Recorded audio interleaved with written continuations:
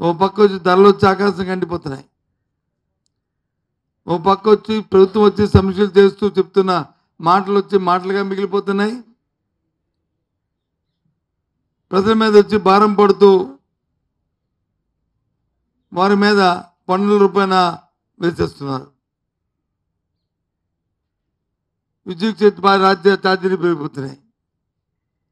ఓ పక్క అప్పుడే ఇంకా ఎండాకాలం రాలేదు కానీ పవర్ కట్లు స్టార్ట్ అయిపోయాయి. ఏదైతే ఇంకో పక్క వచ్చి గత ప్రభుత్వంలో అన్యాయాలు జరిగిపోయేవి అని వాటి మీద ఎంక్వైరీ కమిటీలు వేస్తున్నారు.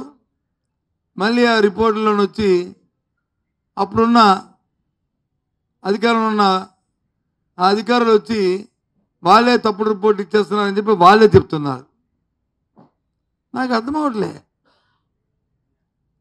అసలు ఏమి ఆలోచన చేస్తున్నారో, ఏమి జరుగుతుందో, రాష్ట్రంలో ఏం కార్యక్రమాలు జరుగుతున్నాయో అర్థం అవ్వట్లేదు. ఇవాళ ఉదయం కూడా చూసాం.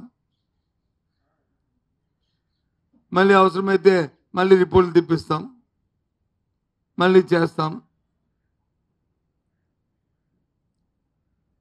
ఫ్రీ బోర్డింగ్ అన్నారు. ఓ అక్రమాలు జరిగిపోయి విశాఖపట్నంలోను, విజయనగరంలోను, శ్రీకాకుళంలోను, రాష్ట్రంలో అన్ని చోట్ల ఎన్నో అక్రమాలు జరిగిపోయి వేలాది ఎకరాలు వచ్చి ఫ్రీ బోర్డ్ చేశారు. అవన్నీ ఆపుతాము అన్నారు. ఎక్కడ ఏం జరిగింది గత 9 నెలలు బట్టి చెప్పండి. ఇకపోతే విద్యారంగం మీద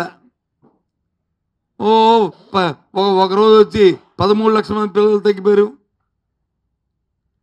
ఒకరోజు వచ్చి 5 లక్షల మంది తగ్గిపోయారు, ఒకరోజు వచ్చి స్కూళ్ళు మూసేశారు అని చెప్పారు. నిన్న వచ్చి ఈ ప్రభుత్వం వచ్చి తీసుకునే విధానం వల్ల స్కూళ్ళు మూసేస్తారని ఒక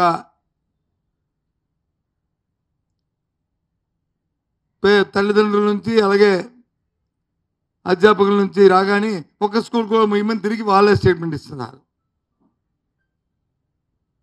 గత ప్రభుత్వంలో ఈ రాష్ట్రంలో ఏ ఒక్క స్కూల్ అయినా మూసారు ఈ ఊర్లో అని చెప్పి ఓ ప్రకటించమండి, ఊరి పేర్లు ఇమ్మనండి. లే అది చెప్పే ధైర్యం చేయరు, ఎందుకంటే లేదు కాబట్టి. ప్రభుత్వం మారిన ప్రభుత్వాలు వాళ్ళ విధానాలు ఉంటాయి. ఇవాళ నీతి ఆయోగ్ చెప్పింది, ఏదైతే ఇంగ్లీష్ మీడియంలో ఆ విద్యార్థులకి దాని మీద పట్టుతో ఉండబట్టే కాంపిటేటివ్ ఎగ్జామ్స్లో ఎక్కువగా ఎవరైతే పట్టుంటుందో ఇంగ్లీష్ విద్య మీద, ఇంగ్లీషు భాష మీద వాళ్ళకే సెలెక్ట్ అవుతుందని నీతి ఆయోగ్ చెప్పింది. ఆ దురదృష్టితోనే దాన్ని ప్రోత్సహించాం. సరే, ఈ ప్రభుత్వం తాలూకు నిర్ణయాలు రాబోయే కాలంలో ఆ తల్లిదండ్రులు వాళ్ళే తెలుసుకుంటారు ఈ పరిస్థితిని. నేను ఇప్పుడు మీ ద్వారా నేను ప్రశ్నిస్తుంది ప్రభుత్వాన్ని ఏంటంటే, ఏదైనా మీరు ఒక నిర్ణయం తీసుకున్నప్పుడు ఆ నిర్ణయం అమలు జరుగుతుందా లేదా,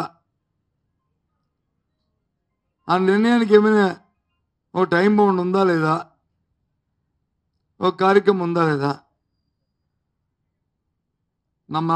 మాకు ఎందుకంటే ప్రజల తరపున మేము మాట్లాడుతుంది, మీ పరిపాలనలో మీ విధానాలు ఎలాగుంటే మాకు సంబంధం లే,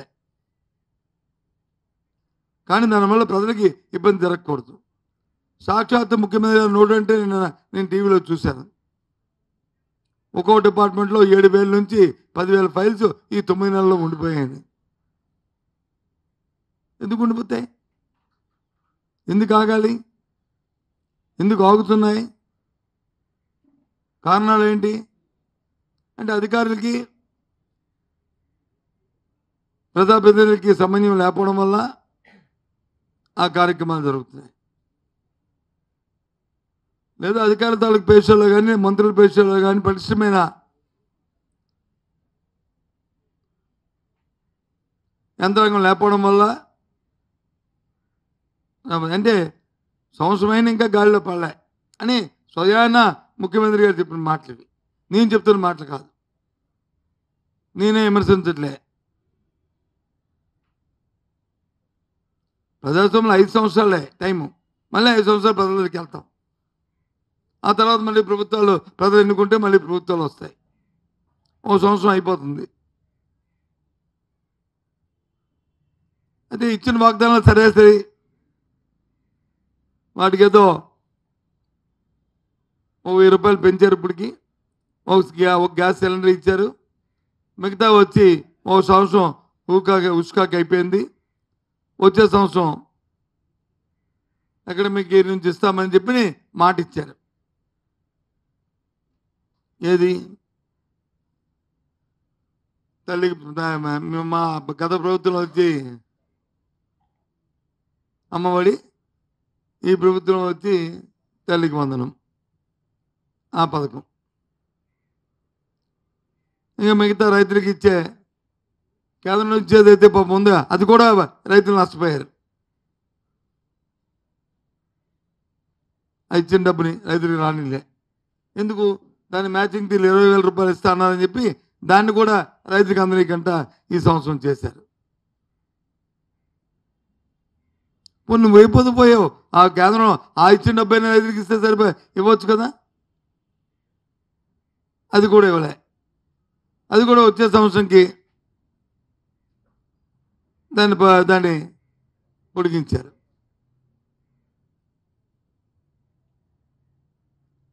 మరి ఏంటి ఇక? సరే 18 మైళ్ళకి కానీ లేకపోతే 50 మైళ్ళకి కానీ లేకపోతే విద్యార్థికి వచ్చి అయితే ఉద్యోగం లేకపోతే వృత్తి, నిరుద్యోగ వృత్తి, అది వాళ్ళకి దాని గురించి చేస్తా మాటే మాట్లాడట్లేదు. ఎక్కడ దాని మీద డిస్కషన్ కూడా జరగట్లే. ఇంకా అదే సంవత్సరం ఇస్తారో వేచి చూడాలి. ఇవి కూడా ఇస్తారని అన్నారు, ఇస్తారని చూద్దాం.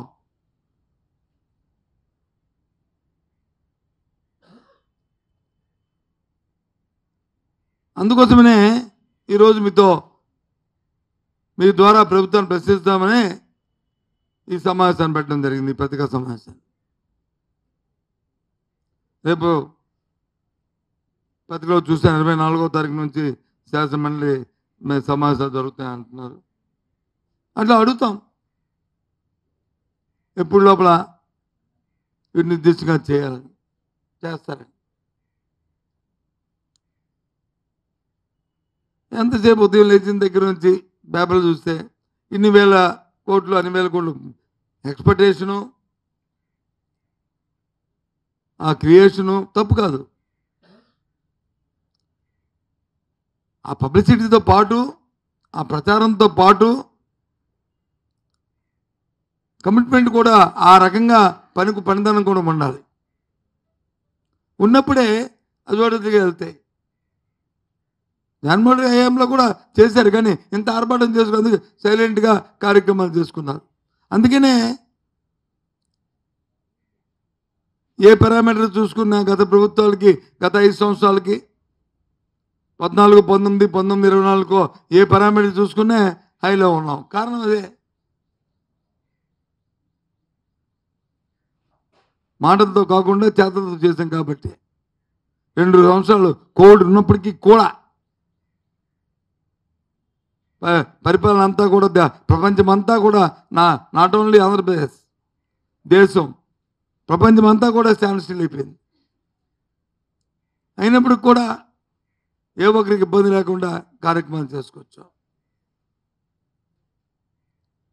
చిన్న ఉదాహరణ, ఈ 9 నెలల కాలంలో 5 సంవత్సరాల్లో ఎంతమంది హాస్టల్స్లో కానీ, స్కూల్స్లో కానీ మధ్యాహ్న భోజనం కానీ, లేదు హాస్టల్లో పెడుతున్న పిల్లలకి ఇస్తున్న ఆహారంలో కానీ, అందులో అలిటేషన్ అయిందని చెప్పి హాస్పిటల్కి చేరారు.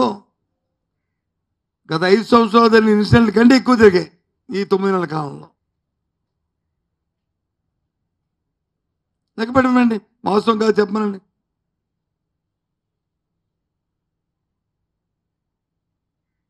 ఆ 5 సంవత్సరాల కాలంలో ఎన్ని ఇన్సిడెంట్లు జరిగాయో అంతకంటే ఎక్కువ జరిగాయి ఈ 9 నెలల కాలం. ఎందుకు జరిగాయి? సరైన పర్యవేక్షణ, ఈ ప్రభుత్వం పట్ల భయం భక్తి వాళ్ళకి లేకపోవడం వల్ల ఏం తప్పు జరిగితే ఎంతసేపు ఏం జరిగితే అది వైసీపీ అంటే అది ఒక అదును కింద అయిపోతుంది. అది మానుకోండి, ఇంక అయిపోయాయి. వైసీపీ అని పేరెత్తే మాట అయిపోయాయి.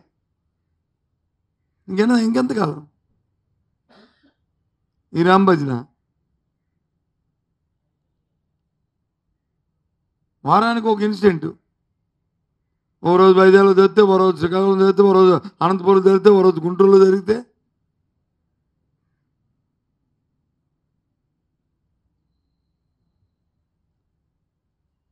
సరే ఎంతసేపు వాడిని అరెస్ట్ చేస్తాం, వీళ్ళని అరెస్ట్ చేస్తాం, వాడిని ఇది అది ఇది ఇవన్నీ రొటీన్ జాబ్. అవి దానికి అంత పబ్లిసిటీలు, దానికి అంత ఈ ప్రాధాన్యతలు, దాని మీద అంత ప్రత్యేకమైన ఫోకస్ అవసరంలే.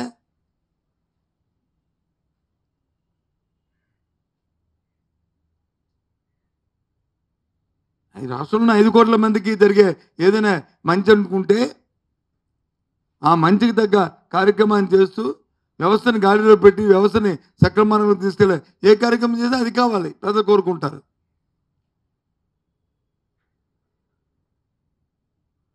తప్ప కక్షపూరితమైన వ్యవహారాలను ప్రజలు కోరుకోరు. సరే, మీ విధానం అయితే ఇంకో 4 సంవత్సరాలు పోయిన తర్వాత ఎన్నికలు వచ్చినప్పుడు ఆ విధానాలు ఆలోచించుకుందాం. ఎవడు దానికి కాదనలేరు. మీ విధానం మనకు ఉన్నప్పుడు, ప్రజలు మీకు మ్యాండేట్ ఇచ్చినప్పుడు మీ కార్యక్రమం చేస్తున్నా చట్టపరంగా ఏమైనా దాని నుండి చట్టపరంగా ఆలోచన చేసుకుంటాం. నిన్నగా మొన్న హైకోర్టు కూడా అభ్యసించింది. మీ ఎస్టిమేనిటీ పోలీసు వ్యవస్థ పరిధి దాటిపోతుందని చెప్పింది. ఆ కామెంట్ చూస్తే బాధ అనిపించట్లేదు ప్రభుత్వానికి. ఇది కంటిన్యూ ప్రాసెస్.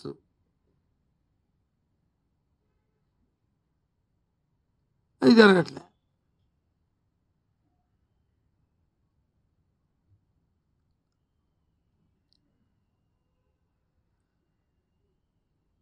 ఇంత చెప్పారు. నేను మళ్ళీ అడుగుతున్నాను, విశాఖపట్నంలో గత ప్రభుత్వంలో తెలుగుదేశం పార్టీ హయాంలో 14-19లో భూముల కుంభకోణం మీద సిట్టేశారు. ఆ తర్వాత వైసీపీ ప్రభుత్వం వచ్చి దాన్ని కూడా పొడిగించింది.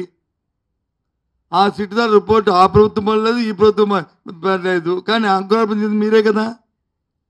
ఇప్పుడు చేయండి, దాన్ని ఓపెన్ చేసి మీరే కదా దాన్ని ఫ్రీ హోల్డ్ భూములు అవి చేయండి.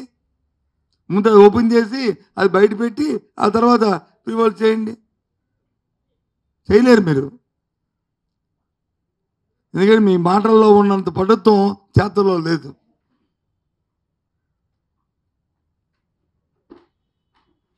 మాటలు దేనికి అంటే పబ్లిసిటీ కోసం, చేతలు దేనికంటే ప్రక్రియ జరపడానికి.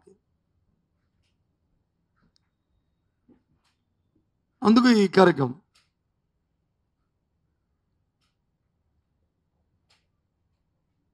అది కరెక్ట్ కాదు. ఈ ప్రభుత్వం సూటుగా ప్రశ్నిస్తున్నాం. అయ్యా, మీ మాట్లాడుకుంటారో, ఎక్కువ మాట్లాడుకుంటారో, రివ్యూలు గంటలు చేసుకుంటారో, రోజులు చేసుకుంటారో, పడతారో, మీ స్టైల్ మీది. కానీ ప్రజల తరపున మా డిమాండ్ ఏంటంటే ఇచ్చిన మాటల్ని, ఇచ్చిన వాగ్దానాలని ఎప్పుడు లోపల నెరవేరుస్తారు.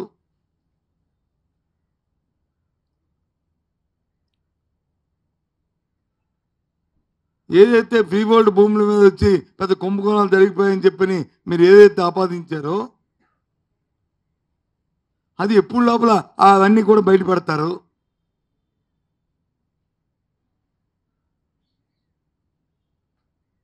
చెప్పండి.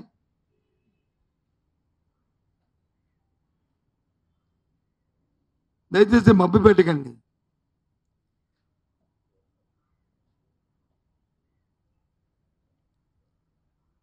సూటిగా ప్రశ్నిస్తున్నాం.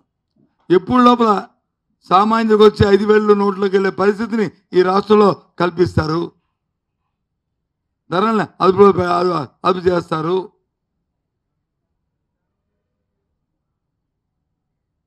సరే, మీ పాలసీ మీది.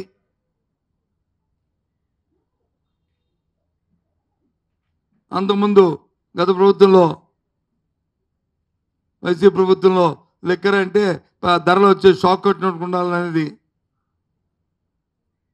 కొంచెం లిక్కర్ కొంచెం తగ్గించాలనేది గత ప్రభుత్వం తాలూకు పాలసీ. సరే, దాన్ని ఆమోదించలేదో పక్కన పెడితే, ఈ ప్రభుత్వంలో ధరలు తగ్గించాలి, ప్రజలకి మన మధ్యాహ్నం అందుబాటులో తీసుకురావాలి, 100 రూపాయలకి మించకూడదు, ఎక్కువగా తాగించాలనేది మీ పాలసీ. అది ఎన్నాళ్ళు? ఓ నెల రోజుల?